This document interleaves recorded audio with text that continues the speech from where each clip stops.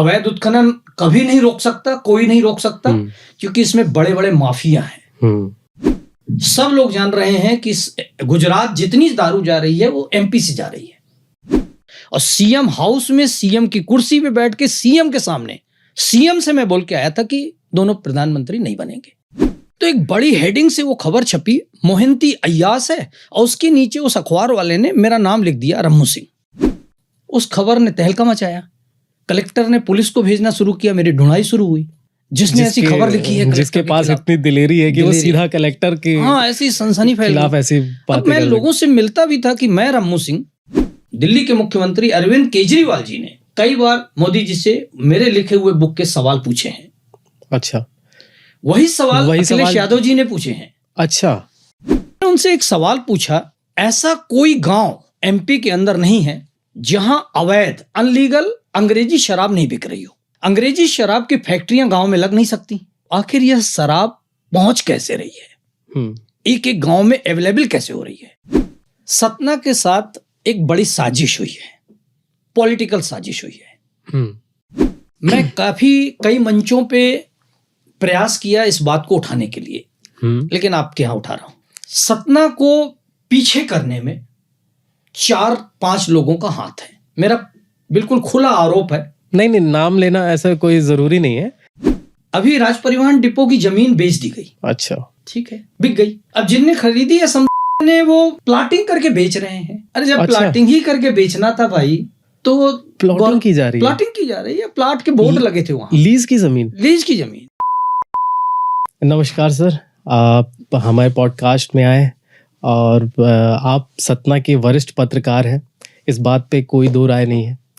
और सर, आप कैसे पत्रकारिता की लाइन में आए? सबसे पहले हमारे दर्शकों को ये बताइए कि पत्रकारिता में रुझान आपका कब हुआ और कब आप पत्रकारिता में आ गए और पूर्ण रूप से आपने ये मान लिया कि यार पत्रकारिता ही मुझे आगे तक करनी है। ये कब हुआ सर? एक्चुअल सतना में जो मेरा मकान था वो खाली पड़ा हुआ था। सतना में एक जायसवाल परिवार है, ज्योति इंडियन वाले। इनकी ससुराल मेरे गांव में है और इनके ससुर मेरे पिताजी अभिन्न मित्र थे। अच्छा। उन्होंने इनको अपने दामाद को बताया कि इनका एक मकान सतना में खाली पड़ा हुआ है और उस समय हमारी परिस्थितियां कुछ अच्छी नहीं थी जी। तो ये दद्दू सिंह बरदाडी को ले जाके मेरे मकान में कब्जा कर रहे थे। अच्छा। और मेरे घर के बगल में एक और मकान था, बिशन सिंह जी सरदार जी थे, वो भी खाली पड़ा था। जब ये दोनों मकान कब्जा करने आए तो मैं अपने मकान को बचाने के लिए सतना आया। मतलब इसके पहले आप वहीं पे हम गांव में ही रहते थे। टीआरएस कॉलेज रीवा पढ़ रहा था। अच्छा। रीवा जिले में मेरा गांव है। अच्छा। तो मैं ताला हाउस कुंवर मोराध्वज सिंह जी की एक चिट्ठी लेके आया और दद्दू सिंह जी बरदाडी को मैंने चिट्ठी दी। जैसे ही उन्होंने पढ़ा तो बोले, यार ये तो ताला हाउस के आदमी हैं और इतना कहना था। और ज्योति इंडियन वाले को उनने माँ बहन की गालियां देना शुरू की। वो आए थे मेरा घर कब्जा करने और वहां से भगदड़ मची, वो भाग गए। फिर उन्हीं का मटेरियल, ईंटें, डस्ट जो उन्होंने गिराया था, मैंने बाउंड्री खड़ी की और सतना रहने लगा। ये मेरी शुरुआत हुई सतना। ये आप अब सतना में आ गए। अब यहाँ पे जब मैं सतना में था तो खाली था, कोई काम था नहीं। तो एक सतना के पत्रकार ने बोला कि आप लिखते अच्छा हैं तो मेरे अखबार में लिखेंगे क्या? मैंने पहली खबर लिखी। उस समय कलेक्टर एसआर मोहंती थे। अच्छा। उनके बड़े किस्से थे यहाँ पे अय्यासी के। इससे संबंध है, उनके घर जाते हैं, ये करते हैं, मतलब बड़े किस्से थे। तो मैंने लिखा मोहंती अय्यास है। तो मतलब आपने पहली खबर सीधा तो एक बड़ी हेडिंग से वो खबर छपी, मोहंती अय्यास है, और उसके नीचे उस अखबार वाले ने मेरा नाम लिख दिया, रम्मू सिंह। ठीक है, तहलका मच गया।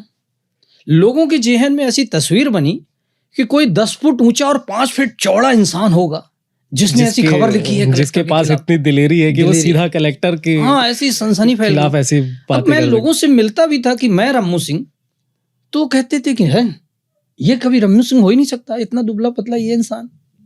फिर प्रमाण देना पड़ता था दूसरों से पूछ के कि भाई मैं ही हूं। तो जब दूसरे बोलते थे कि यही रम्मू सिंह है, तब लोगों को विश्वास होता था। उस खबर ने तहलका मचाया। कलेक्टर ने पुलिस को भेजना शुरू किया, मेरी ढूंढाई शुरू हुई। मैं गांव चला गया। 1 हफ्ते बाद आया, सीधे कलेक्टर के चेंबर पहुंचा। मैंने जैसी स्लिप भेजी रम्मू सिंह, मतलब उनने सब काम छोड़ के मुझे अंदर बुलाया। मतलब मैं देखूं तो कि बंदा कौन है। मैं अंदर गया, कलेक्टर साहब ने बोला बैठो बैठो। यार बोले मैं सोचा कोई पहाड़ जैसा आदमी हो गया यार, तुम तो एक हड्डी के आदमी, दुबले पतले से यार, इतनी खतरनाक स्टोरी लिखते हो। इस वक्त आप तो बिल्कुल फिट लग रहे हैं। हाँ, और उस वक्त थोड़ा सा पतले दुबले रहे होंगे। काफी पतला दुबला था। अच्छा। 23 किलो करीब वेट अभी मैंने 4-5 साल पहले बढ़ाया है। अच्छा जी, तो मतलब काफी दुबला था। तो बताइए क्या हुआ सर, जब आप चैम्बर में पहुंचे, कलेक्टर के चैम्बर में पहुंचा, वो अवाक रह गए। बोले यार इतना खतरनाक लिखते हो, थोड़ा तो इज्जत किया करो, थोड़ा तो बचाया करो, आपने सीधे सीधे मेरे लिए ऐसा लिख दिया। मैंने कहा ठीक है आगे देखूंगा। मतलब ऐसा सीधी सीधी बात, हाँ आगे देखूंगा, ठीक है। तो ये मेरी शुरुआत हुई पत्रकारिता की। फिर मैं रुका नहीं। जो कलम मेरी शुरुआत पहली स्टोरी से चली वही मेरी आज तक है। अगर आपने सार्वजनिक लाइफ में गलत किया तो वो मैं कवर करते हैं। हाँ, आपकी व्यक्तिगत लाइफ में टच नहीं करूंगा। व्यक्तिगत लाइफ आप टच नहीं करते, नहीं करते। लेकिन कलेक्टर साहब से तो आपने डायरेक्टली हाँ वो पहली स्टोरी थी। वो भी व्यक्तिगत नहीं है। अगर हम कलेक्टर की भी बात करें तो वो व्यक्तिगत इंसान नहीं है, वो एक उसके पीछे भी एक कहानी हुई। हाँ। मैं भोपाल के एक अखबार में था, दैनिक शांत प्रकाश में। अच्छा। तो कलेक्टर मोहंती और शांत प्रकाश के मालिक भरत पटेल जी सतना आए थे, और सतना से ये लोग खजुराहो जा रहे थे। खजुराहो में शायद इन लोगों ने कोई बड़ी जमीन खरीदनी थी इन लोगों को। तो जब वो सतना आए और सतना से चले गए, मैं भोपाल गया तो बोले कि यार रम्मू मैं सतना आया था। तो हमने कहा और कौन था? तो बोले मोहंती जी साथ में थे। तो हमने कहा आप रुके कहाँ थे? बोले सर्किट हाउस। तो हमने कहा मोहंती जी सर्किट हाउस में नहीं रुके होंगे। तो बोले क्यों, ऐसा क्या है? मैंने कहा वो सर्किट हाउस में नहीं रुके होंगे। बोले हाँ यार मुझे छोड़ के सर्किट हाउस में वो कहीं चले गए थे। तो ऐसे किस्से थे ना सामने। हाँ। और वाकई में नहीं रुके वो सर्किट हाउस। मोहंती किसी के घर गए, फिर उनको भी साथ में लेके आए, फिर गए खजुराहो तीनों लोग। अच्छा, आपके बारे में एक किस्सा है जो बड़ा प्रचलित है। क्या? उस वक्त के तत्कालीन गृह मंत्री भूपेंद्र जी से आपकी किसी बारे में चर्चा हुई थी, शराब माफिया या अवैध शराब के ऊपर, जो उस वक्त काफी चर्चा में रहा। उसके बारे में थोड़ा हमें बताइए, विस्तार से बताइएगा सर। भूपेंद्र सिंह जी गृह मंत्री, हाँ, शिवराज सिंह जी की सरकार, हाँ, भाजपा की सरकार। मैंने उन्हें फोन किया, मेरी बात हुई उनसे। मैंने उनसे एक सवाल पूछा कि ऐसा कोई गांव एमपी के अंदर नहीं है जहां अवैध अनलीगल अंग्रेजी शराब नहीं बिक रही हो।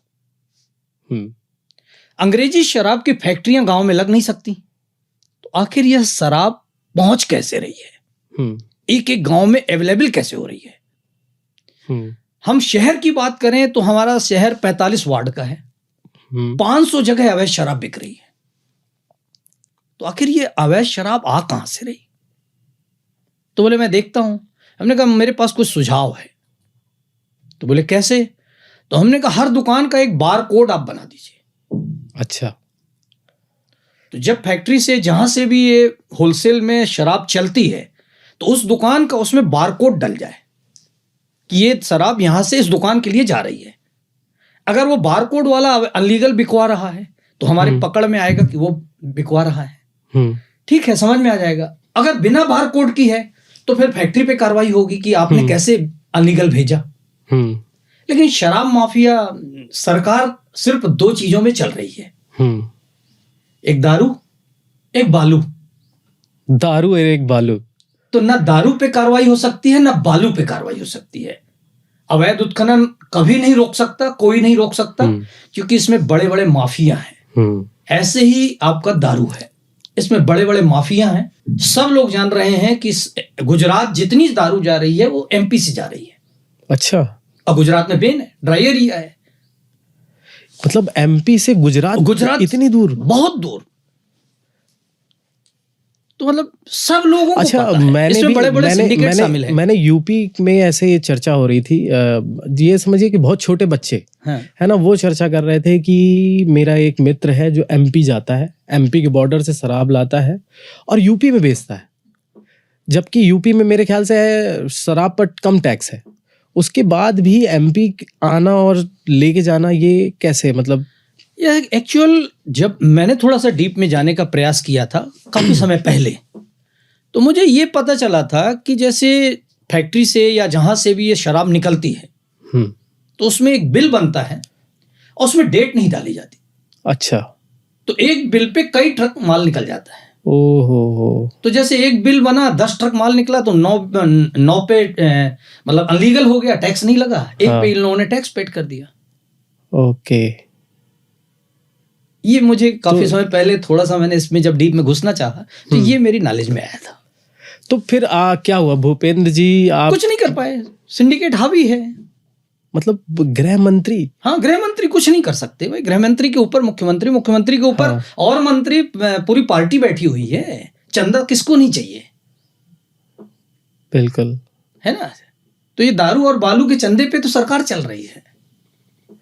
अच्छा, आपने किताबें वगैरह बड़ी लिखी हैं जो जी। कुछ तो बहुचर्चित भी हो गई, हाँ, और तो मतलब बड़ी कंट्रोवर्शियल चीजें जो है आपने उस हाँ, एक शायद- बुक लिखी थी मैंने, अमेजन पे है, मोदी जी से 100 सवाल। हाँ, उसको भारत के बाहर भी कई कंट्रियों में लोगों ने खरीदा और पढ़ा। जो आपने मेरे से एक सवाल किया, मैंने 2 पॉपुलर बुक पब्लिश की हैं। वैसे तो मैं मंथली न्यूज मैगजीन का संपादक हूँ, मालिक हूँ, निकालता हूँ। जी, मैंने 200 से ज्यादा बुक लिखी हैं, 200 से ज्यादा मैगजीन, मंथली मैगजीन निकाल चुका हूँ। 1999 से मैं ये बुक निकाल रहा हूँ कंटिन्यू। अच्छा, कितनी बुकें निकाल चुके हैं? 200 से ज्यादा 200 से ज्यादा बुक लिख चुका हूँ। जिसमें से मेरे मतलब नजर में कुछ 4-6 किताबें आई, मतलब जो प्रचलित भी थी।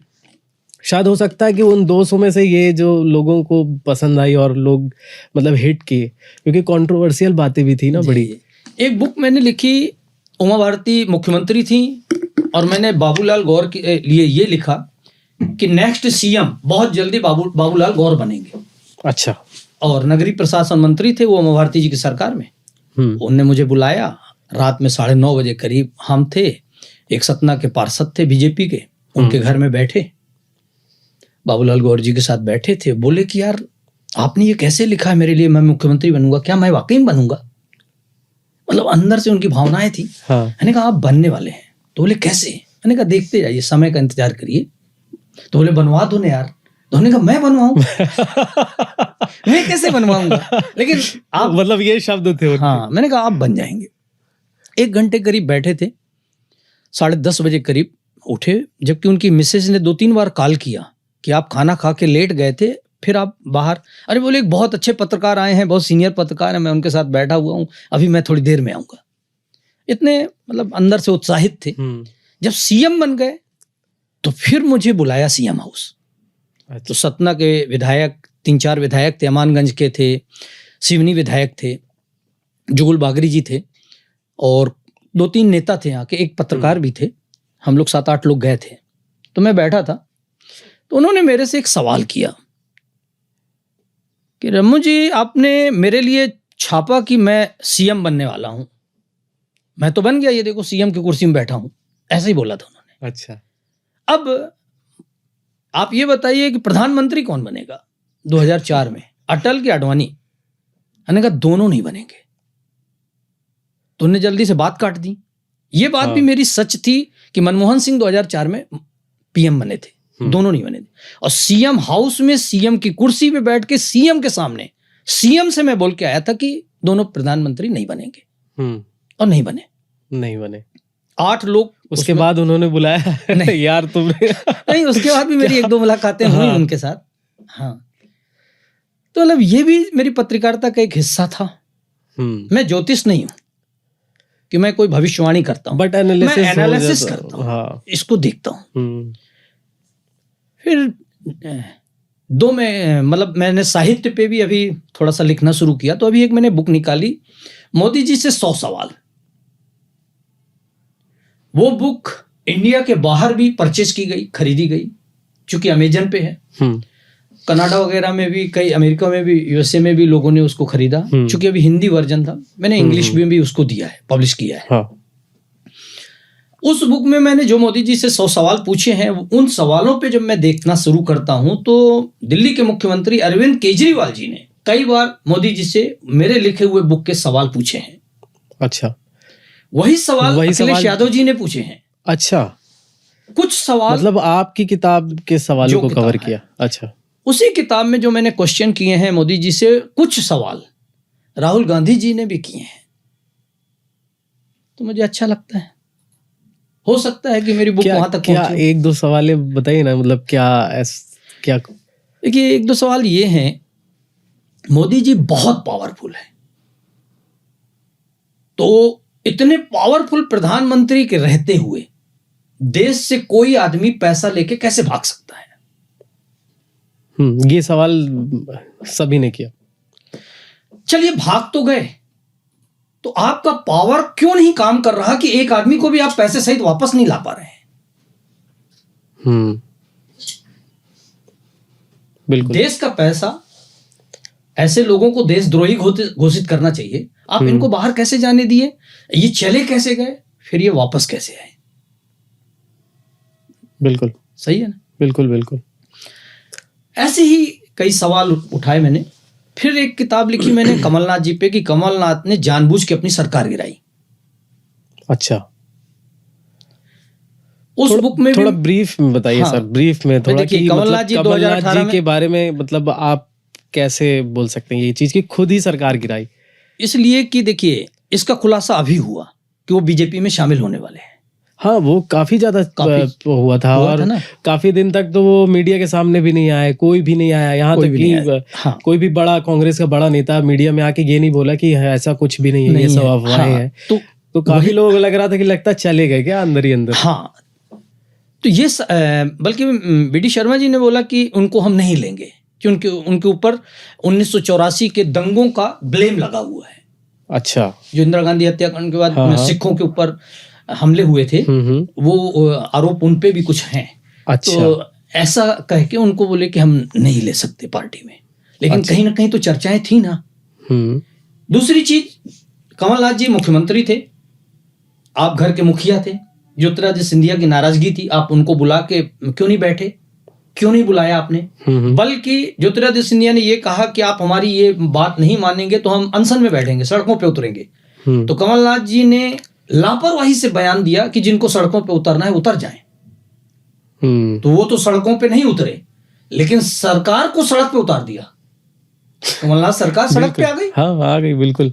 तो ये तो कर दिया ना। हाँ। तो ऐसा बयान देने के बजाय आप बैठ सकते थे। जब मेरी ये बुक पब्लिश हुई, इसके बाद अभी कुछ दिन पहले दिग्विजय सिंह जी ने एक बयान दिया है कि कमलनाथ जी ज्योतिरादित्य सिंधिया को बुलाना चाहते थे, बैठना चाहते थे, लेकिन सिंधिया जी आ ही नहीं रहे थे।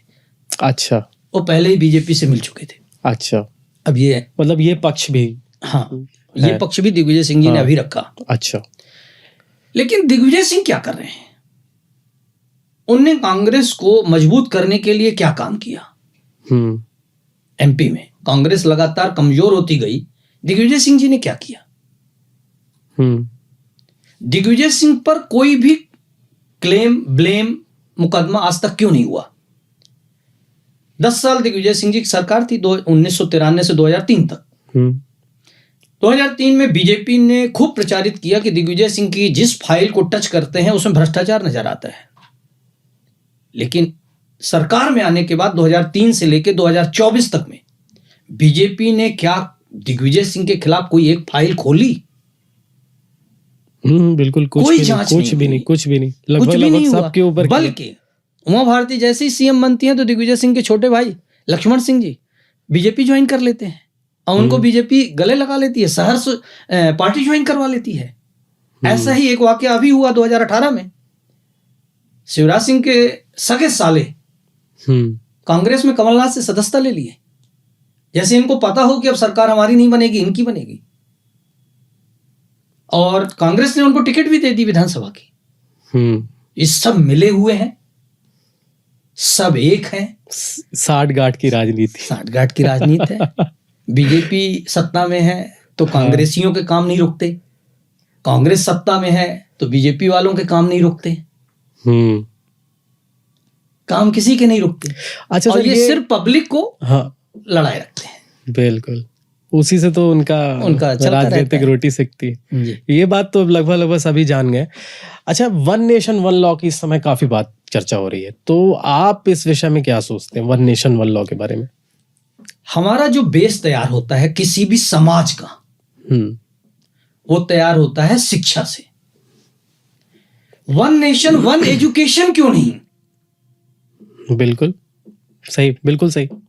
वन नेशन वन एजुकेशन का मामला क्यों नहीं उठाते ये लोग? बेस तो हमारा वही है ना। क्योंकि हमारे यहां सबसे विकट स्थिति क्या है कि हम किसी प्रतिभा का सम्मान नहीं करते। कोई अच्छा डॉक्टर बना, वो विदेश भाग जाता है क्योंकि वहां उसका सम्मान है। सिर्फ पैसा ही नहीं है, हाँ, जो प्रतिभाशाली व्यक्ति है वो सम्मान चाहता है। उसको रिसर्च के लिए जगह चाहिए, पैसे चाहिए, चीजें चाहिए, सम्मान भी चाहिए। वो अच्छा इंजीनियर है वो बाहर है, अच्छा साइंटिस्ट है वो बाहर है। बिल्कुल। ऐसा क्यों? क्योंकि हमारे यहाँ सिर्फ एक आदमी को महत्व मिलता है, वो है नेता।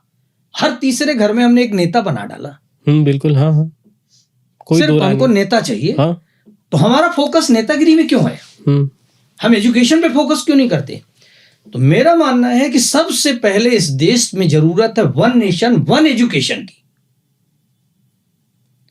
सरकारी स्कूल में वही किताब चलेगी, प्राइवेट स्कूल में वही किताब चलेगी। किसी भी स्कूल में आप पढ़ने जाओगे तो किताब एक जैसी होगी। ऐसा क्यों नहीं कर रहे हो आप? बिल्कुल बिल्कुल बिल्कुल होना एक चाहिए। जैसी बुक, एक जैसे लेसन, चाहे गरीब का बच्चा गांव में पढ़ेगा, चाहे कहीं पढ़ेगा। नर्सरी तक की किताबें, आप अपने ही 10 कदम दूर जाइए दूसरी स्कूल में, आपको किताबें हर स्कूल में दूसरी किताबें लग रही, हर अपनी किताबें, पैसे दे के किताब खरीदवाई जा रही। ये किताब 600 की है, यही लगेगी। ये किताब 400 की है, यही लगेगी। तो सिर्फ पैसे देख के हमको किताबें पढ़ाई जा रही हैं। ये कैसा ज्ञान है? हम एक देश में एक जैसा ज्ञान नहीं दे सकते। अमीर का बच्चा पढ़ेगा तो दूसरी किताब पढ़ेगा, गरीब का बच्चा पढ़ेगा तो दूसरी किताब पढ़ेगा। ऐसा क्यों? हम बेस में ही अमीरी गरीबी डाल रहे हैं, हम वहीं से अंतर शुरू कर देते हैं। बिल्कुल। तो सबसे पहला इस देश में वन नेशन वन एजुकेशन होना चाहिए। इसके बाद कोई भी बात उठनी चाहिए। वन नेशन वन इलेक्शन की बात कर रहे हैं। अरे सिर्फ आप लोगों को इलेक्शन ही दिख रहा क्या? चुनाव के अलावा और कुछ नहीं है क्या? आपको अगर देखना है तो मेरा तो एक ही मुद्दा है, सबसे पहले आप बेस अच्छा तैयार करिए। बिल्कुल बिल्कुल, ये बहुत ज्यादा जरूरी है, बहुत ज्यादा। तो वन नेशन वन एजुकेशन पे आइए तो हमारा बेस मजबूत तैयार हो, अच्छा तैयार हो। और जब हमारे चारों तरफ एक जैसे पढ़े लिखे लोग होंगे तो हमारी एक नई दिशा तैयार होगी देश की। बिल्कुल। अच्छा, केजरीवाल जी का मैं एक रील देख रहा था, वो भी वन नेशन वन लॉ के बारे में बता रहे थे, जो मुझे भी बहुत ज़्यादा सही लगा कि जब ये अलग अलग इलेक्शन होते हैं, कभी म्यूनसिपैलिटी के इलेक्शंस होते हैं, कभी लोकसभा, कभी विधानसभा, तो 3-4 इलेक्शन 5 सालों में होते हैं, तो हर पार्टी के नेताओं को उतर के सड़कों पे आना पड़ता है। आप देख रहे हैं कि मुख्यमंत्री, प्रधानमंत्री भी जो है वो रोड शो कर रहे हैं, तो उतर के सड़कों पे आना पड़ता है और रूबरू जनता से मिलना पड़ता है कि भाई हमने ये काम किया है या इस स्टेट पे ये काम किया है, तो भाई हमें वोट दीजिए। अगर गलती से वन नेशन वन लॉ हो गया और एक बार किसी नेता को रोड में आना पड़ा तो 5 साल तो वो बिल्कुल भूल जाएगा कि मैं हूं क्या, है ना। 5 साल तो वो चाहे वो डिक्टेटर बन सकता है, बहुत अच्छा भी बन सकता है ना। मैं मानता हूँ कॉस्ट कम हो जाएगा, बिल्कुल सही बात है।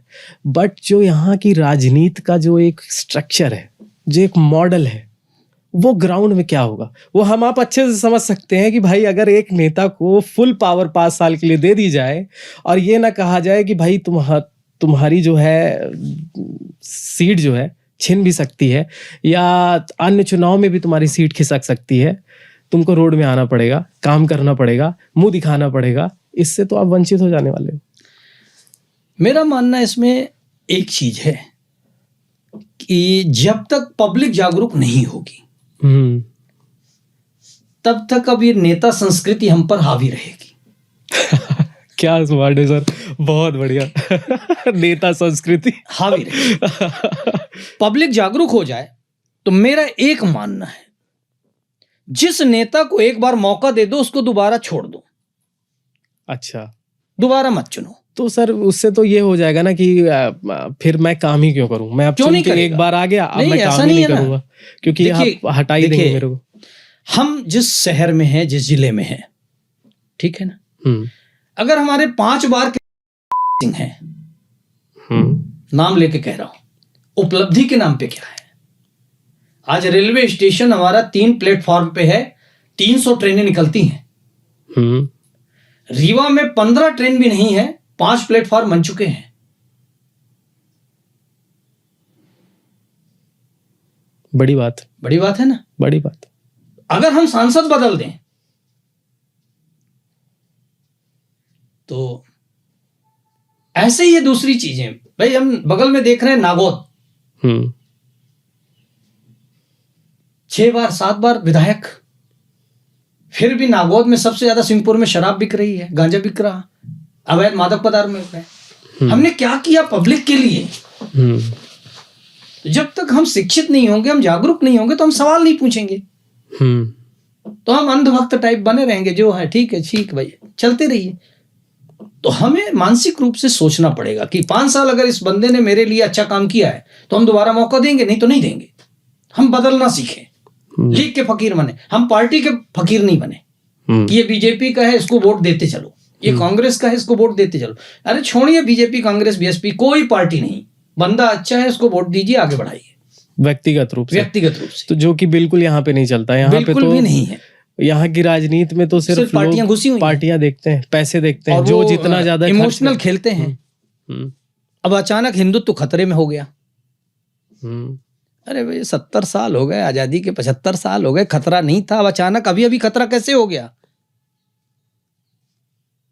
बिल्कुल, तो बस ऐसे ही है, इमोशनल गेम खेलिए। अच्छा, जब मैं सतना में आया और यहाँ सर्वे कर रहा था तो रीवा और सतना को काफी ज्यादा, हर व्यक्ति, जब मैं सर्वे में लोगों से पूछ रहा था चीजों के बारे में, यहाँ के बारे में, तो रीवा और सतना को हर बारी के साथ कंपेयर किया गया, हर एक सिंगल व्यक्ति के द्वारा। मतलब मैं किसी भी व्यक्ति से पूछा, उसने कुछ बात करने के बाद ये बात छेड़ दी कि सतना और रीवा का कंपेयर करना स्टार्ट कर दिया। तो ये कंपैरिजन ये कैसे, मतलब कि रीवा कैसे आगे बढ़ गया, सतना कैसे पीछे रह गया, इस पे थोड़ा सा ब्रीफ में चर्चा करते हैं ये, क्योंकि ये मुझे लगता है कि सतना के लोगों के लिए ये बहुत ही सेंसिटिव मुद्दा है। देखिए, सतना के साथ एक बड़ी साजिश हुई है, पॉलिटिकल साजिश हुई है, ठीक है ना। मैं कई मंचों पे प्रयास किया इस बात को उठाने के लिए, लेकिन आपके यहां उठा रहा हूं। सतना को पीछे करने में 4-5 लोगों का हाथ है। मेरा बिल्कुल खुला आरोप है। नहीं, नाम लेना ऐसा कोई जरूरी नहीं है। शिवराज सिंह चौहान पहले साजिश करता सतना को पीछे करने में। अरे बाप रे। दूसरे गणेश सिंह, तीसरे राजेंद्र शुक्ला, चौथे संजय पाठक कटनी। मतलब आप एक 5वें और हैं, सच्चे वाले पत्रकार हैं, डर किसी से नहीं। इन लोगों ने सतना को, शुरू से लेकर अभी तक, सतना को गर्त में ले जाने का प्रयास इन लोगों ने किया। सतना को डाउन करने के लिए रीवा को काफी डेवलप किया गया। अब बेस में अपन समझें, शिवराज सिंह चौहान मुख्यमंत्री बने, सतना से मंत्री उन्होंने बनाया नागेंद्र सिंह जी को। मैंने 2-3 बार नागेंद्र सिंह जी से बात की कि आप एक बार मुझे इंटरव्यू दे दीजिए, आप जब भी सतना आए मुझे समय दे दीजिए। उन्होंने नहीं दिया समय। अच्छा, जाने क्यों मुझे ऐसा लगता है कि नागेंद्र सिंह जी को मंत्री तो बनाया गया, लेकिन उनको ये इंटरनल कहा गया कि आप पूरे एमपी का काम देखिए, सतना छोड़ दीजिए, पावर नहीं दी गई, सतना का आप मत देखिएगा। वो जब भी आते थे उचेहरा उतर के और नागौद चले जाते थे, सतना नहीं आते थे। तो क्यों? ये मेरा बड़ा सवाल है उनसे। नागेंद्र सिंह जी को सतना के लिए काम नहीं करने दिया गया। फिर हम लोगों को राज्य मंत्री दिए गए, रामखिलावन पटेल दिए गए, पहली बार विधायक, पहली बार मंत्री। अब प्रतिमा बागरी दी गई हैं, पावरलेस मंत्री। क्या पावर है? 1 साल के अंदर उन्हें क्या दिया? कोई एक प्रोजेक्ट लेके आई हो तो बता दें। बिल्कुल ठीक है ना। अब राजेंद्र शुक्ला पे हम आरोप लगा रहे हैं, अभी उनके स्वास्थ्य मंत्रालय उनके पास है। हम लोगों को मेडिकल कॉलेज तो मिल गया, लेकिन मेडिकल कॉलेज के साथ हमको जो हॉस्पिटल चाहिए जिसमें मेडिकल के बड़े बड़े जो सीनियर डॉक्टर्स हैं ये प्रैक्टिस कहाँ करें? बिल्कुल बिल्कुल। तो हमको हॉस्पिटल के लिए पैसा नहीं मिल रहा, जो बहुत ज्यादा बेसिक नीड है ये। हाँ, मेरे बगल का, सतना के बगल का सीएम, मतलब डिप्टी सीएम बैठे हुए हैं राजेंद्र शुक्ला, और जिनके हाथ में स्वास्थ्य मंत्रालय है, और वो सतना को पैसे नहीं दे रहे हैं। 1 साल हो गया उनको। कब बजट देंगे, कब हॉस्पिटल बनना शुरू होगा, कब लोगों को यहां सुविधा मिलेगी? नहीं। तो हम सीधा आरोप लगा रहे हैं कि राजेंद्र शुक्ला नहीं चाहते कि सतना डेवलप हो। ऐसा क्यों? ऐसा क्यों? ऐसा इसलिए कि ये लोग सभी ये जानते हैं कि सतना जो पॉलिटिकल था वो कुंवर अर्जुन सिंह का क्षेत्र था। वो यहाँ से सांसद थे, हाँ, केंद्रीय मंत्री बने। इसके बाद उनके बेटे यहाँ से चुनाव लड़े सांसद का। तो वो इसको पॉलिटिकल रूप से समझते हैं कि सीधी के बाद सतना जो है वो उनके पास। तो देखिए, सीधी को भी डेवलप नहीं होने दिया। सीधी के बगल में सिंगरौली डेवलप हो गया, सीधी डेवलप नहीं किया। सीधी का डेवलपमेंट रुक गया, इधर सतना का डेवलपमेंट रुक गया। कटनी का डेवलपमेंट, इंदौर के बाद व्यावसायिक रूप से कटनी दूसरे नंबर पे आ गया। इधर रीवा को इन लोगों ने उठा दिया। सतना का व्यापार, सतना से जो व्यापार होता था वो यहां से लेके चाकघाट, सिंगरौली और छतरपुर, टीकमगढ़ तक व्यापार होता था। आज सारा व्यापार खत्म हो चुका। बिल्कुल बिल्कुल, क्योंकि मैंने व्यापारियों से भी बात की तो उनका यही दुख था कि आज व्यापार नहीं बचा। सतना को व्यापार से तोड़ दिया गया। हाँ, जो थोक व्यापार था यहाँ वो तोड़ा गया। उसके भी कई रीजन है। हमारी गल्ला मंडी 3 जगह 4 जगह स्थानांतरित की गई। आज गल्ला मंडी ऐसी जगह पे है जहां नो एंट्री जोन में फंस रहा है। सांसद जी के घर के बगल में गल्ला मंडी है, आप पीछे से उसको रोड दे दीजिए ना डिग्री कॉलेज तक। हाँ हाँ हाँ। तो डिग्री कॉलेज से पीछे से गाड़ियां आएंगी, किसान आएंगे और जाएंगे, तो वहां पे कम से कम ये जेल रोड और ट्रांसपोर्ट नगर वाली रोड से भी कनेक्ट किया जा सकता थे ना। हाँ? तो आपने उधर भी कोई ध्यान नहीं दिया। अभी राज परिवहन डिपो की जमीन बेच दी गई। अच्छा, ठीक है, बिक गई। अब जिनने खरीदी है ने वो प्लाटिंग करके बेच रहे हैं। अरे जब प्लाटिंग ही करके बेचना था भाई, तो प्लॉटिंग की जा रही है। प्लाट के बोर्ड लगे थे वहां, लीज की जमीन। अरे भाई साहब, प्लाटिंग की जमीन प्लाट करके बेचना था तो गवर्नमेंट खुद बेच लेती। फिर दूसरे को लीज में दे के और प्लाटिंग करके बेचना कहां तक औचित्य है भाई? बिल्कुल नहीं है। मैंने यहाँ एक कमिश्नर थे नगर निगम में, अमनवीर सिंह जी IAS थे, उनके पिताजी मुख्य सचिव इकबाल सिंह बैसी। तो मैं बैठा था तो हमने कहा ये विश्वासराव सब्जी मंडी आप लोगों ने तोड़ दी, तो यहाँ खुद क्यों नहीं कुछ डेवलप करते हैं? तो उन्होंने बड़ा इजी मुझे आंसर दिया कि पैसे नहीं है। मैंने कहा जमीन तो आपकी है। तो बोले हाँ। तो हमने कहा बैंक में गिरवी रख दीजिए, लोन ले लीजिए। पहला।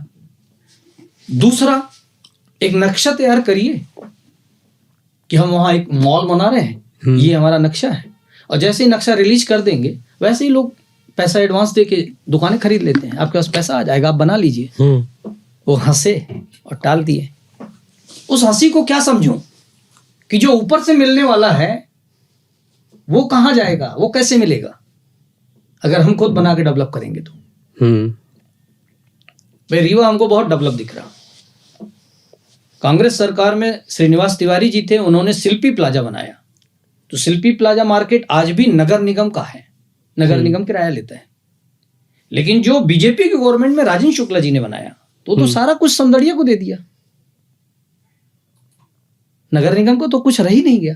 तो एक बार हमारे हाथ से हमारी संपत्ति निकल गई तो 99 साल की लीज में हम बैठे रह गए। एक पीढ़ी गुजर गई। एक पीढ़ी 99 साल, 3 पीढ़ी गुजर जाएगी उस। हाँ हाँ हाँ, पूरी। और 99 साल के बाद उनने दुकानें बेच दी हैं, कौन खाली करेगा और कौन खाली करा पाएगा? तो एक तरह से आपने बेच दिया। अब सतना के डेवलपमेंट में जो हम बार बार कह रहे हैं ग्रहण लगाने वाले ये लोग हैं, साजिश करता। माधोगढ़ किला हेरिटेज होटल बने, इसके लिए मैंने बहुत ज्यादा प्रयास किया, खूब खबरें, खूब लोगों से बात की।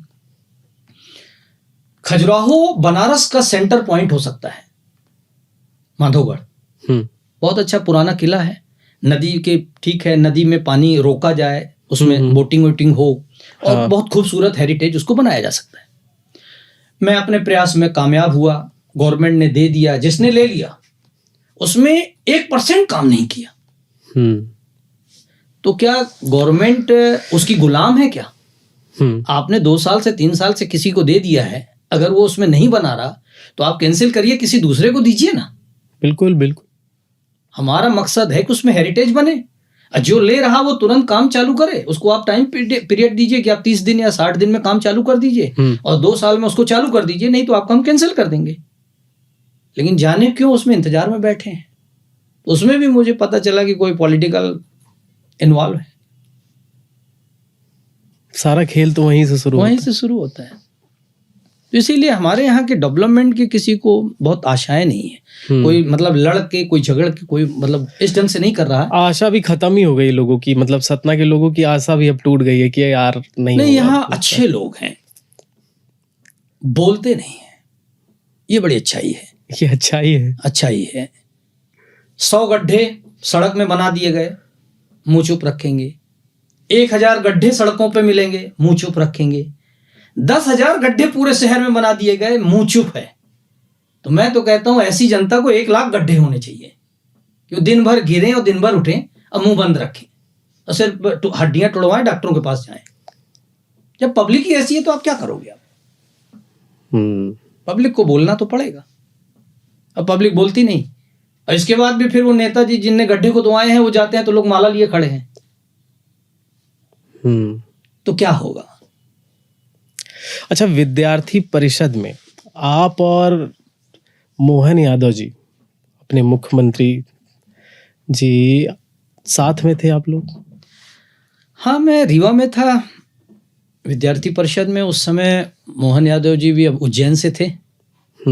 रायपुर में एक अधिवेशन हुआ था, उस अधिवेशन में दंगा हो गया। अच्छा। क्योंकि मैं शुरू से थोड़ा सा गरम दल में था, गरम स्वभाव का था, और वो नरम दल में थे। तो फिर उस दंगे में हम लोग 40-50 लड़के बाहर निकल रहे थे। मैंने माइक से रायपुर में अनाउंस किया कि भाई हम लोग भी दबेंगे नहीं, झुकेंगे नहीं, चलते हैं, देखा जाएगा जो होगा। सरकार किन की सी? पटवा सरकार थी। अच्छा। बीजेपी की सरकार। अच्छा। उस समय छत्तीसगढ़ और एमपी एक था। अच्छा। तो फिर मोहन यादव जी आए, मेरे सामने हाथ जोड़ के खड़े हुए कि रम्मू जी, बाहर प्रशासन कार्रवाई कर रहा है, आप लोग, और चूंकि आपने सबको उकसाया है तो आप रोकिए आप।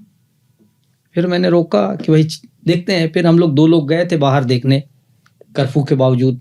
2 बंदे थे, एक मैं था, एक भिंड का लड़का था, रीवा एजी कॉलेज में पढ़ता था। फिर हम लोग 2 लोग गए थे देखने की क्या माहौल है बाहर का। वो भी देखा, सुना, समझा। फिर इसके बाद भी मोहन यादव जी से 2-3 बार मुलाकातें हुई। वो मेरे व्हाट्सएप ग्रुप में भी जुड़े हुए थे। अभी सीएम बनने के 3 दिन बाद मेरे व्हाट्सएप ग्रुप से लेफ्ट हुए हैं। अच्छा, अभी मुलाकात हुई इस सीएम बनने के बाद? नहीं, सीएम बनने के बाद कोई मुलाकात नहीं, मैंने नहीं की। अच्छा, एक बड़े ओहदे पे चले गए ना, तो थोड़ा दूरी बना लेना चाहिए।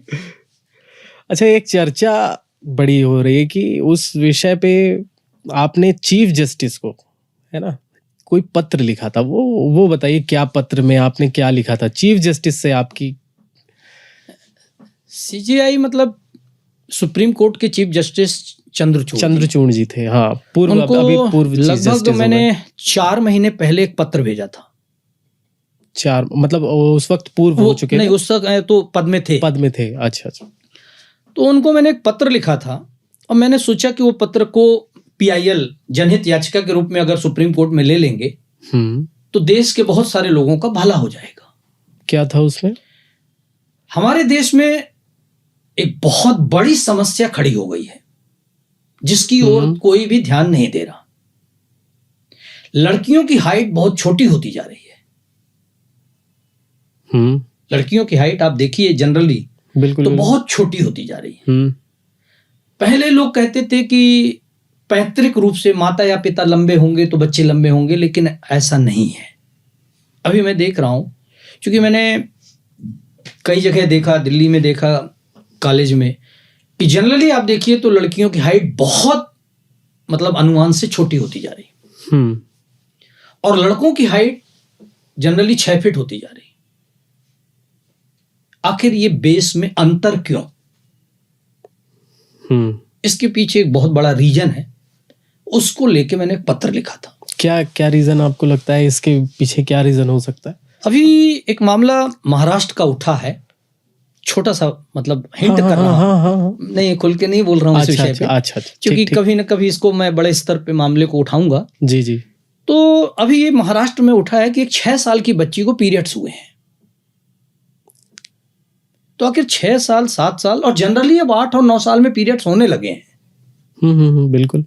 तो जो 6 साल की बच्ची, जिसको अगर हम गांव की भाषा में या देसी भाषा में कहें कि जिसको नाक पोंछने का सहूर नहीं, जो नाक पोंछने की भी मतलब अपने अंदर वो नहीं रखती कि अच्छे से हम अपना परिपक्वता नहीं है, साफ सफाई नहीं रख सकते, उसको पीरियड से देखना पड़ रहा है। अभी एक कंट्री शादी लीगल कर रही है 9 साल की बच्चियों से, मुस्लिम कंट्री ने, अरे कि 9 साल की बच्चियों से शादी कर सकते हो, वो लीगल है। क्या हो रहा है?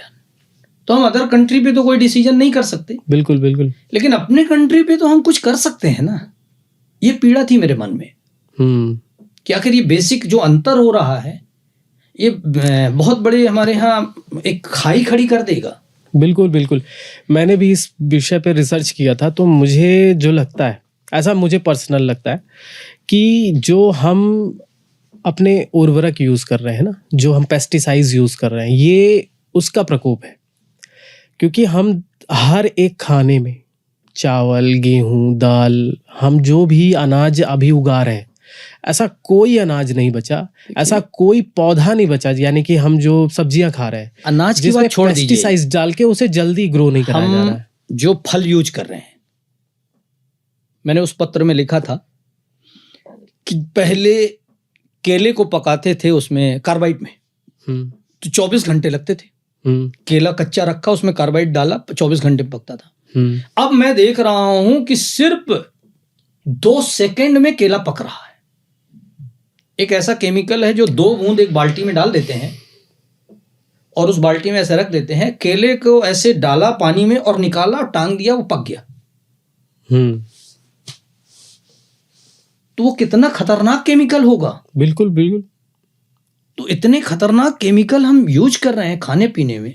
हमारी मिठाइयाँ नहीं बची, हमारे फल नहीं बचे, हमारे मतलब फ्रूट, ड्राई फ्रूट, कोई चीज, हमारा खाना नहीं बचा, हमारा पानी नहीं बचा, कोई भी ऐसी चीज नहीं बची जो हमारे केमिकल नहीं यूज हो रहे हैं। बिल्कुल बिल्कुल। तो जो पेस्टिसाइड विकसित देशों में बैन लग चुके हैं, बंद हो चुके हैं, वो इंडिया में बिक रहा है खुलेआम, वो हमारे यहाँ खुलेआम बिक रहे हैं, खुलेआम यूज किए जा रहे हैं। हमारे यहाँ कैंसर के इतने मरीज बढ़ते जा रहे हैं। 3-3, 4-4 मोदी जी के केंद्रीय मंत्री इसी में खत्म हो गए कैंसर में। लेकिन हम सोचने पे बिल्कुल, बस हम एक ही चीज सोच रहे हैं, हिंदू मुस्लिम, हम एक ही चीज सोच रहे हैं कि मंदिर मस्जिद। अरे भाई, कम से कम देश हित में भी तो कुछ सोचो। अब जैसे मेरा एक मुद्दा था मोदी जी से कि आप चाइना के ऐप तो बंद कर रहे हैं, लेकिन अश्लील साइट्स क्यों नहीं बंद कर रहे हैं? माना कि नेताओं को प्रिय है, नेता बहुत देखते हैं, तो भाई खरीद लें। कुछ पकड़े गए ना भाई विधानसभा लोकसभा में देखते हुए, वीडियोस तो कुछ आए थे ना। अरे तो भाई इतना ज्यादा नेताओं का ध्यान देख रहे हो, पब्लिक का क्यों नहीं देख रहे हो? कलकत्ता में कांड हुआ डॉक्टर के साथ, वो आदी था वो देखने का, अश्लील साइट्स देखने का आदी था। हाँ, वो बता पोर्न रहे थे वीडियोस कि के मोबाइल में मिले, उन्होंने देखा था और उसके बाद वो गया। घटना की थी। अभी भोपाल में एक 3 साल की बच्ची के साथ घटना हुई, एक टीचर ने की, उसके मोबाइल में 100 क्लिपिंग मिली हैं अश्लील। तो अश्लील साइट क्यों नहीं बंद कर रहे हैं भाई आप? क्या आपके क्या चला जाएगा? फिर यहाँ पे वही आ रहा है, चंदा और पैसा। मतलब हम अश्लील साइट बनाने वालों से भी चंदा और पैसा ले रहे हैं क्या? क्यों हम इस पे ध्यान नहीं देते? ये हमारी बेसिक चीजें हैं। अब मोदी जी को हर आदमी कहता है कि बहुत पावरफुल है, तो एक दिन में चाहे तो बंद कर सकते हैं। तो जब इतने कांड, इतनी सारी चीजें सामने उभर के आ रही हैं, तो आपको तुरंत बंद कर देना चाहिए इसको। क्योंकि आज सोशल मतलब डिजिटल प्लेटफॉर्म पे आप जहां चले जाइए वहां देखिए तो एक्सेस बहुत आसान है। मतलब हमारे जजीज, हमारे बच्चे जो बहुत छोटे हैं, अरे छोटे छोटे बच्चों को जिनको एक्सेस नहीं मिलना चाहिए इस चीज का, उनको भी बहुत आसानी से मिल रहा है ना। तो आप इस पे एक बैन क्यों नहीं लगा रहे हो? आप ऐसी साइट्स क्यों नहीं बंद कर रहे हो? हम लोगों को ध्यान भटकाते हैं। हम जितनी बात कर रहे हैं कि चाइना में हमने ये बैन कर दिया, ये बैन कर दिया, आज हर सामान चाइना से भरा हुआ है। सारे पार्ट्स, सारे स्पेयर पार्ट्स। आज हम सतना में अगर बात करें तो लगभग 50 करोड़ से 1 अरब का सामान भरा पड़ा है इसका, चाइना का, बिना बिल का, 2 नंबर का सामान। बिल्कुल। आज फर्नीचर तक, हाँ फर्नीचर तक, सब कुछ। इलेक्ट्रॉनिक की बात लोग कहते हैं बस वो दीपावली में 30 रुपए की झालर न खरीदना। अरे तो ये आ कहां से रही है? हमको तो बोल रहे हैं कि आप मत खरीदो। अरे तो हमारे देश में वो डाल कैसे रहा है? हमारे देश में ये आ कहां से रही है? ला कौन रहा है? दिल्ली में मैंने देखा इतने बड़े बड़े मार्केट हैं इसके, सिर्फ चाइना आइटम के इतने बड़े बड़े मार्केट्स हैं। और हम सबसे दुख की बात है कि हमारे इंजीनियर्स आज बेरोजगार हैं, 8,000 रुपए 9,000 रुपए की नौकरी करने के लिए मजबूर है। और यहाँ का इंफ्रास्ट्रक्चर ऐसा, यहाँ की पढ़ाई ऐसी कि उनके पास स्किल नहीं है, वो कुछ भी बना ही नहीं पा रहे हैं, है ना। मतलब आप समझिए कि स्किल लेस एजुकेशन। देखिए, जब तक हम एक लक्ष्य लेके चलेंगे कि सब नेता बन जाओ, तब तक हम दूसरी तरफ ध्यान ही नहीं देंगे। हाँ, जैसे आपने कहा था हर तीसरे घर में एक नेता बन गया है, बना रहा है। तो जब हम चाहते हैं कि कोई पढ़े, कोई ना पढ़े, कोई मतलब नहीं, सब नेता बन जाओ, तो ये कैसे चलेगा? भाई, अगर हमारे देश में कोई प्रतिभाशाली है, किसी ने कोई रिसर्च किया, किसी ने कोई चीज की, तो उसको हम ऊपर ले आए। आप किसी आदमी को एक प्रमाण पत्र और एक मेडल दे देते हो, वो मेडल रख के करेगा क्या? बिल्कुल वही हो रहा है ना। आप मेडल तो दे दिए, हर घर में मेडल है, पर उसका कोई पूछ नहीं।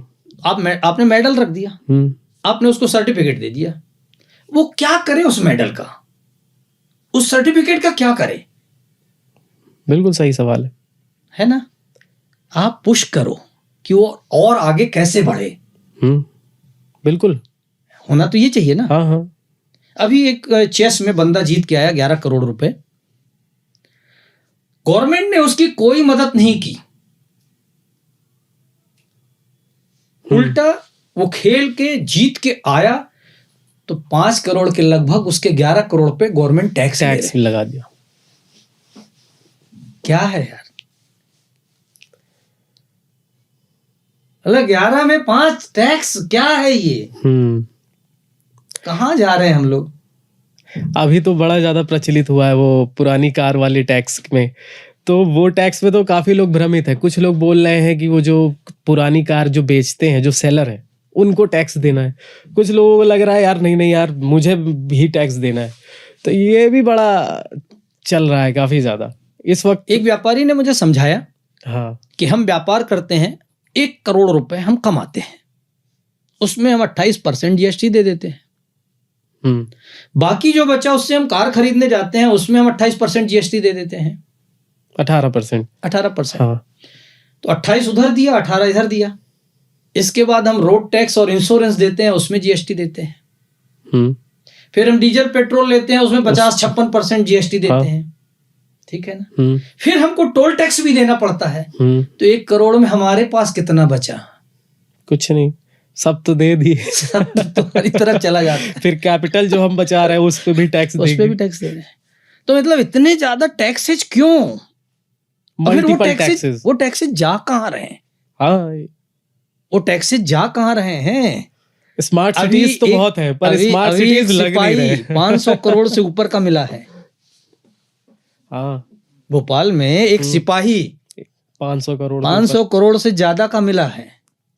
और विदेश भाग तो गया, फिर उसको भी वापस नहीं ला पाएंगे। फिर उसका दरोगा, फिर उसका टीआई, फिर उसका एसपी, फिर उसका आईजी डीजीपी, फिर उस विभाग का मंत्री, उनके पास क्या होगा जब सिपाही के पास 500 करोड़ है? बिल्कुल सही बात है ना? तो हमारा पैसा कहाँ जा रहा टैक्स का, ये भी दिख रहा है।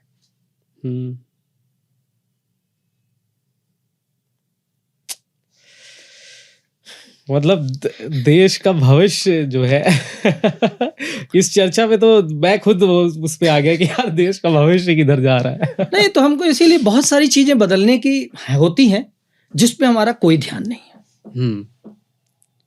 वन नेशन वन एजुकेशन से हमको शुरू करना होगा,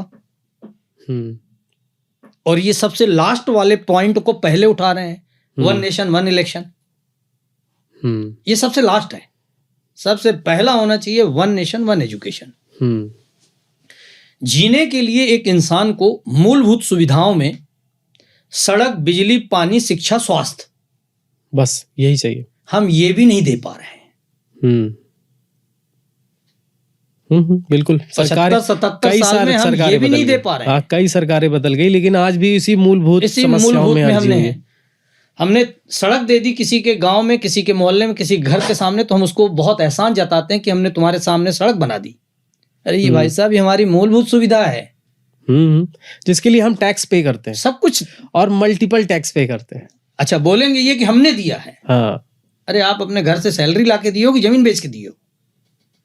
बिल्कुल। अरे हमने चुना है आपको। हाँ, हमने चुना है उस कुर्सी के लिए। हाँ। आप क्यों दे दोगे? हमने तुमको बैठाया है वहां पे। इस ताकत को तो भूल गई जनता भूल गई ना। हाँ। तो जनता को अपनी ताकत पहचानना होगा पहला। हाँ। वो तब आएगी जब एजुकेशन, बिना एजुकेशन के नहीं होगा। मुझे मतलब मेरी उम्र बहुत ज्यादा तो नहीं है, पर मुझे जहां तक थोड़ा बहुत याद है कि जब 1 रुपए पेट्रोल बढ़ 50 पैसे पेट्रोल बढ़ जाता था तो लोग सड़कों पे आ जाते थे। 20 पैसे में यही बीजेपी बैलगाड़ियां लेके चल देती थी। है? हाँ। पानी अगर नहीं आ रहा है तो लोग सड़कों पे आ जाते थे।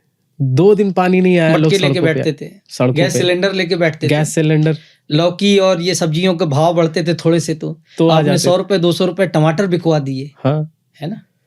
लहसुन 400 रुपए बिक गई। आज तो अब बोलेंगे किसानों को फायदा हुआ। मैं गारंटी से कहता हूं किसानों को कोई लाभ नहीं हुआ। इसमें बिचौलिए खा गए। बिचौलिए कैसे खा गए? उनने बहुत सारी लहसुन डंप कर दी और मनमाने रेट बेचे। गवर्नमेंट क्या कर रही? सरकार का क्या दायित्व है? जबकि भंडारण पूरी तरीके से बैन है, उसके बाद भी होता है ना, दबिश में बहुत हो रहा है, बहुत कुछ है, बहुत हो रहा है। अच्छा, एक किस्सा और है नितिन गडकरी जी का। तो नितिन गडकरी जी से क्या भाई प्रश्न थे आपके? मैंने 2 बार उनको मेल भेजा। हाँ। एक बड़ा विषय था। मैंने एक एनालिसिस किया कि देश में कई हिस्सों में घूमा। मैं गडकरी जी से मिलने भी गया था, नागपुर उनके ऑफिस भी गया था। तो गडकरी जी के ही चेहरे के, शायद उनके कोई कजिन ब्रदर थे, उनके ऑफिस में, जनसंपर्क ऑफिस में बैठते हैं, उनसे मिला था। तो हमने कहा यार मिलवा दीजिए उनसे। तो बोले ऐसे कैसे मिल लेंगे? तो हमने विषय भी बताया।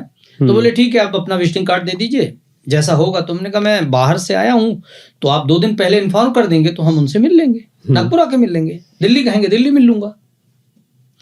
लेकिन मुलाकात नहीं हुई। मैंने उन्हें 2 बार मेल किया। मैंने एक पूरे देश में सर्वे किया कि 80% से अधिक 2 व्हीलर नियम का फॉलो नहीं करते। अच्छा, कैसे?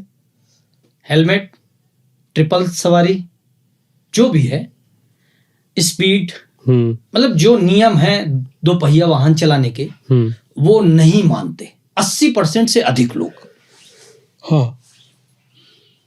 सुप्रीम कोर्ट ने कई बार कई फैसले दिए हैं कि ऐसा नियम लागू किया जाए, ऐसा नियम लागू किया जाए एक्सीडेंट के, तो दुर्घटनाएं भी बहुत होती हैं। दुर्घटनाओं में बहुत सारी डेथ होती है, कई व्हीकल नुकसान होता है, वाहन टूट जाते हैं, लेकिन कई लोग अंग भंग भी हो जाते हैं जो जीवन भर फिर नहीं चल पाते। ऐसा भी होता है, सिर्फ उन पे दवाइयों का खर्च चालू रहता है और बेचारे किसी ढंग से वो जिंदा रहते हैं। तो ये पीड़ा थी मन में।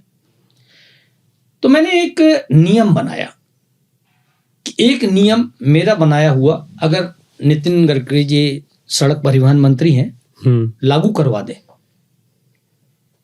तो गारंटी के साथ कहता हूं कि 80% एक्सीडेंट रुक जाएंगे। गारंटी। 1 लाख से अधिक लोगों को पूरे देश में रोजगार मिल जाएगा।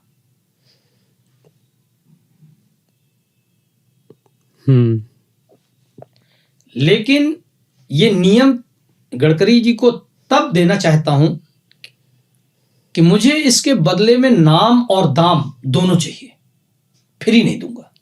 क्योंकि गवर्नमेंट को बहुत ज्यादा प्रॉफिट है। अच्छा, मतलब ये बिजनेस आइडिया भी है। हाँ, बिजनेस आइडिया। मतलब अगर ये कहा जाए कि बिजनेस आइडिया भी है और सेल्फ केयर भी है, तो हम देश के हित में भी बात कर रहे हैं। हाँ। गवर्नमेंट साल में अगर 500 करोड़ रुपए कमाती है तो जो 1 लाख से ज्यादा लोगों को रोजगार मिलेगा उनको 50 करोड़ करीब दे भी देगी। भाई 50 करोड़ आपने दिया, 500 करोड़ कमाया, तो 450 करोड़ तो आप प्रॉफिट में हो। और प्लस आपके देश का नुकसान बच जाएगा, गाड़ियां नहीं टूटेंगी, लोग अंग भंग नहीं होंगे, लोग मरेंगे नहीं, एक्सीडेंट दुर्घटनाएं रुक जाएंगी, बीमा क्लेम नहीं देना पड़ेगा, बहुत सारे फायदे हैं आपके। बिल्कुल। तो वो तो देश हित की बातें भी हो गई। उस पे भी कोई रिस्पांस सुनने नहीं दिया, कोई बात नहीं आई अभी तक। अच्छा, मतलब कोई रिस्पांस नहीं उधर से? कोई मेल का जवाब नहीं दिया। अच्छा, एक पर्सनल सवाल है आपसे। ये दाढ़ी वगैरह क्यों इतनी ज्यादा बढ़ा के रखा है आपने? क्या राज है इसका? देखिए, इसका कोई राज नहीं है। मैं धर्म से भी बहुत ज्यादा जुड़ा हुआ हूं। अच्छा। दाढ़ी बढ़ाने का मेरा वैसे प्रयोजन तो धार्मिक है। लोगों को तो मैं बता देता हूं कि शौक से रखा हूं। हाँ, कोई मैं बाबा नहीं बनूंगा। अगर बाबा बनूंगा तो कोई कुंडली देखना, भविष्य बताना, लोगों की समस्या हल करने वाला बाबा भी नहीं बनूंगा। हाँ। तो कैसे? मतलब मैं एक दुकान नहीं खोलूंगा। मतलब ये भी बड़ी बात बोल दी आपने। हाँ, सीधी बात है ना। ये सबकी एक दुकान मतलब है। छिपे में भी आपने खेल दिया। सबकी एक दुकान है, मैं दुकान नहीं खोलूंगा। है ना। धर्म एक धंधा बना दिया लोगों ने। जबकि धर्म जानने की चीज है और लोगों ने धर्म को मानने वाली चीज बना दिया है। उसमें कहानियां घुसेड़ दी हैं और समय समय के साथ नई नई कहानियां सामने आती जा रही। ऐसा आपको करना पड़ेगा, ऐसा आपको मानना पड़ेगा, नहीं तो ऐसा होगा। एक डर। धर्म ये नहीं कहता। लोग, मैं देख रहा हूँ कि लोग नई नई कहानियां पे कहानियां, एक ही कहानी के ऊपर कई कहानियां अपनी अपनी जोड़ते चले जा रहे हैं। अपनी जोड़ते चले जा रहे हैं। धर्म को लेकर अपनी अपनी जोड़ते चले जा रहे हैं। राम कथा जहां होती है वहां हनुमान जी आते हैं कथा सुनने। ठीक है। फिर कहते हैं जहां भागवत कथा होती है वहां कृष्ण भगवान जी भी आते हैं। ये भी ठीक है, मैं नकारूंगा नहीं किसी को। लेकिन कई कथावाचकों ने कई कांड कर डाले। तो जब भगवान उनकी कथा सुनने आते हैं तो भगवान उनको समझा के नहीं जाते कांड मत करो।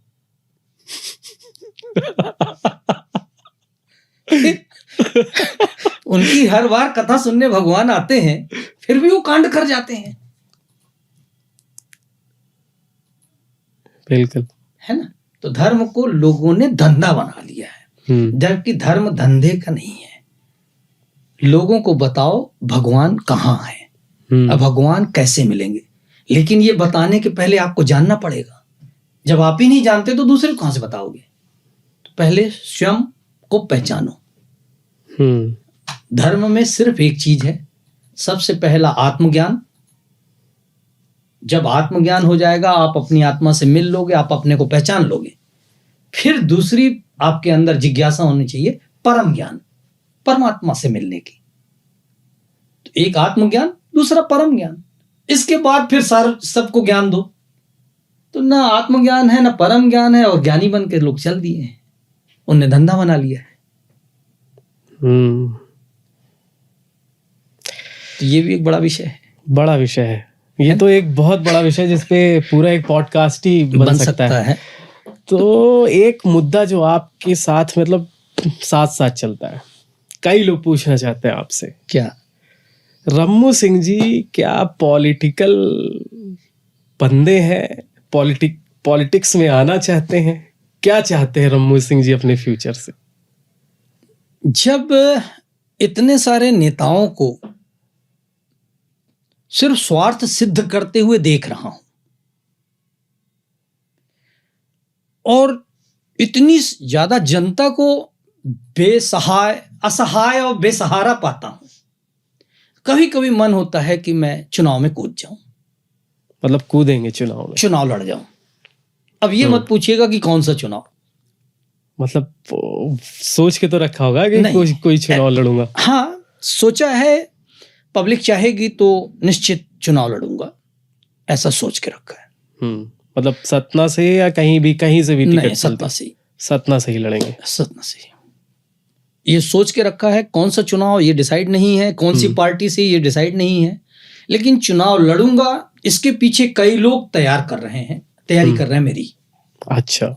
लगातार मुझे वो प्रेरित करते हैं, लगातार मैसेज करते हैं। एक बंदा इंजीनियर है यहाँ का, नोएडा में, उसने मुझे सैकड़ों मैसेज भेजे कि सर एक बार आप चुनाव लड़ जाइए, जो मदद होगी हम आगे, ड्यूटी नौकरी छोड़ दूंगा, 1 महीने यहीं रहूंगा, पैसा लगाऊंगा, सब करूंगा, आपके साथ रहूंगा। यहीं का सज्जनपुर का एक बंदा है, बड़ोदरा गुजरात में, उसने भी कई बार मेरे से यही कहा कि सर एक बार आप चुनाव लड़ जाइए, जो साथ चाहिए, जैसा चाहिए। बोले हम लोग करीब 100 लड़के हैं यहाँ, आ जाएंगे 1 महीना, सब काम धंधा छोड़ के आपके साथ। अमरपाटन का एक बंदा है, वकील है हाई कोर्ट में, उनके गांव की आजादी से लेकर आज तक 6 किलोमीटर सड़क नहीं बन रही थी। रामखिलावन पटेल जी मंत्री थे, और उस समय वो आए तो मैंने स्टूडियो बुलाया, उनका एक इंटरव्यू किया, काफी अच्छा इंटरव्यू था, खबर उठाई। फिर उन्होंने एक दिन मुझे बताया कि हमारे गांव की 3 किलोमीटर सड़क तो बन गई है, अभी 3 किलोमीटर बाकी है। तो हमने कहा चलिए एक बार फिर आवाज उठाऊंगा।